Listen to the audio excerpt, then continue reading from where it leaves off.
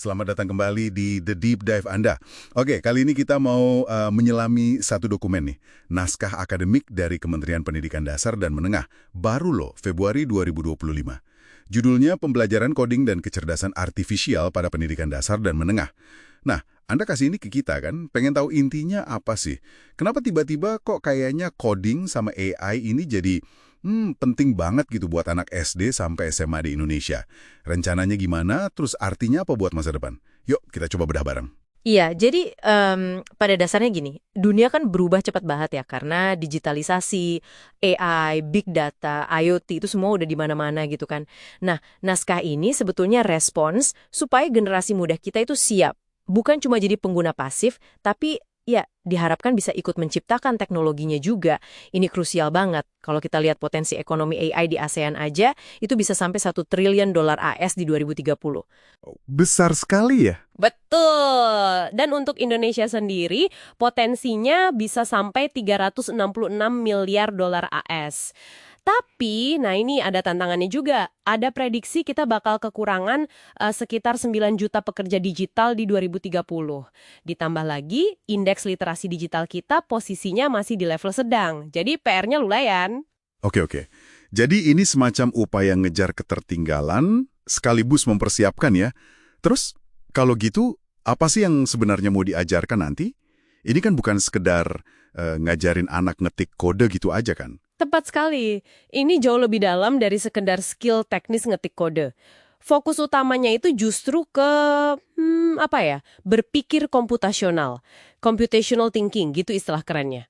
Berpikir komputasional, itu kayak gimana tuh? Jadi ini kayak semacam cara kita memecahkan masalah pakai logika komputer, tapi nggak harus pakai komputer.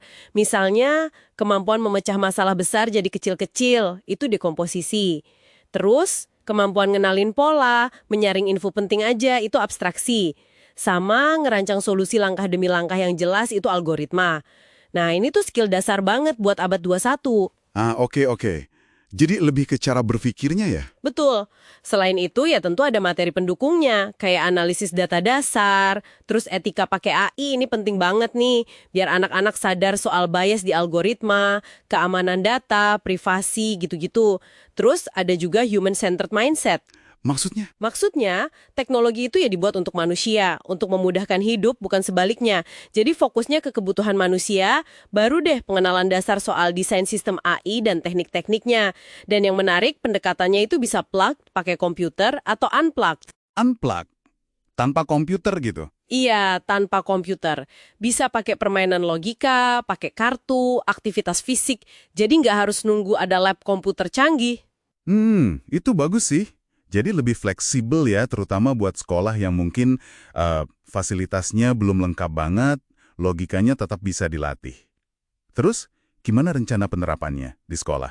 Apa bakal jadi mata pelajaran wajib baru gitu?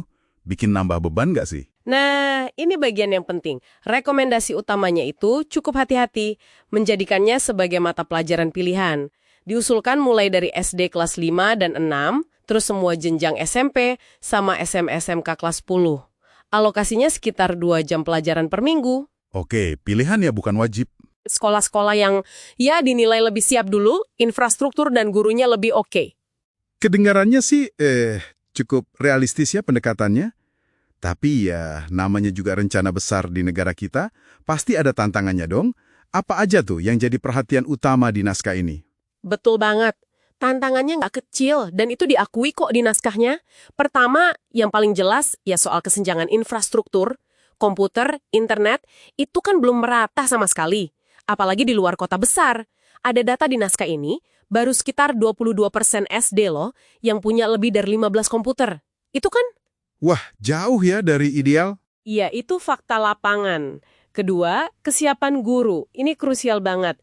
Butuh pelatihan guru yang masif dan efektif biar mereka pede dan mampu ngajarin materi baru ini. Ketiga, soal menanamkan pemahaman etika dan risiko. Jangan sampai cuma jago teknis tapi nggak bijak pakainya. Dan keempat, implementasi di daerah. Jangan sampai ada kesan ini dipaksakan dari pusat gitu. Harus lihat kesiapan dan konteks lokal masing-masing. Perlu adaptasi. Oke, jadi kalau kita simpulkan nih ya, naskah akademik ini pada intinya ngasih proposal strategis. Tujuannya membekali generasi muda kita dengan cara berpikir baru, si computational thinking itu, plus literasi digital, lewat belajar coding dan AI. Targetnya jelas, biar mereka kompetitif di era digital, tapi tetap, beretika, gitu. Ini kayak investasi ke pola pikir baru ya, bukan cuma skill. Tepat sekali. Dan berhasil atau enggaknya ini, ya tergantung banget sama kerja bareng banyak pihak. Pemerintah, sekolah, guru, industri, masyarakat juga.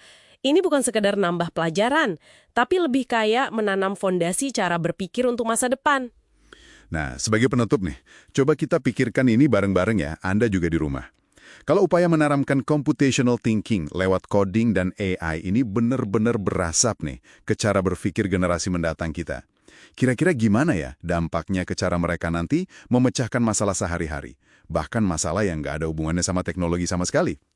Apa kita bakal lihat perubahan cara mereka hadapi tantangan sosial, ekonomi, lingkungan, atau mungkin budaya di Indonesia? Sesuatu untuk kita renungkan lebih lanjut.